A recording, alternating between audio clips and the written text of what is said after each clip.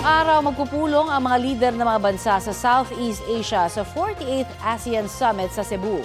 Sa pagbubukas po ng summit, binigyang diin ni Pangulong Bongbong Marcos ang kahalagahan ng kooperasyon. May ulat on the spot si Ivan Mayrina. Ivan?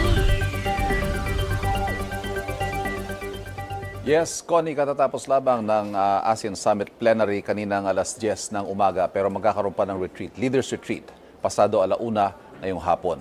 Pero bago yan, isa-isang sinalubong ni Pangulong Bongbong Marcos at First Lady Luis Araneta Marcos sa mga lider ng mga ASEAN member states sa welcome ceremony sa Mactan Expo dito sa Cebu, bagong opisyal na pagsisimula ng summit. Ang tema ng summit ngayong taon o chairship, sa chairship ng Pilipinas o paumuno ng Pilipinas, Navigating Our Future Together. At ang temang ito, nataon sa pagharap ng bawat bansa sa ASEAN region sa epekto ng oil crisis, bunsod ng giyera sa Middle East. Sa kanyang talumpati sa pagbubukas ng summit, sinabi ni Pangulong Bongbong Marcos na higit na mahalaga sa mga panahong ito ang kooperasyon para tugunan ang uncertainty o yung kawalan ng katiyakan bunsod ng mga pangyayari sa ibang bahagi ng mundo. Layon ng mga magaganap na pagpupulong na pag-aralan ng mga adjustment na ginawa ng bawat bansa at tignan kung ano ang mga best practices. Nauna riyan kahapon nilang side meetings na rin ang ginanap at isa sa mga highlight nga ay ang naging trilateral meeting na ipinatawag ng Pilipinas bilang ASEAN Chair kasama mga Prime Minister ng Thailand at Cambodia.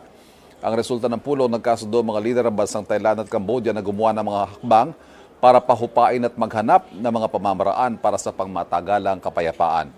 Simula kasi nitong nakaraang taon, sumiklab na sa bakbakan sa agawan ng teritoryo na magkapitbahay na bansang Thailand at Cambodia kung saan daan-daan nang namatay at daang libo nang nagsilikas. Inatasan ng dalawang bansa ang kanilang foreign affairs ministers na paigtingin ang ugnayan at maghanap ng mga konkreto at praktikal na hakbang para sa kapayapaan. Ang Pilipinas naman bilang tagapamagitan ang siyang mag-monitor at titiyak na natutupad ang mga kasunduan. Mahalaga ko yung resultang ito lalo't ang kooperasyon at pagtutulungan ng ASEAN bilang isang regional bloc ang isinusulong para sa mas epektibong pagtugon ng mga miyembro nito sa epekto ng giyera sa Middle East. Isa pang naging pulong ni Pangulong Bongbong Marcos ay kay Vietnamese Prime Minister Lee Min Hong.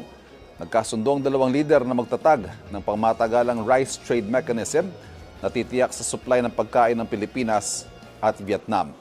Napag-usapan din ang kooperasyon sa pagsawata sa transnational crime, kabilang ang mga scam hub at human trafficking at ang pagtutulungan para isulong ang turismo.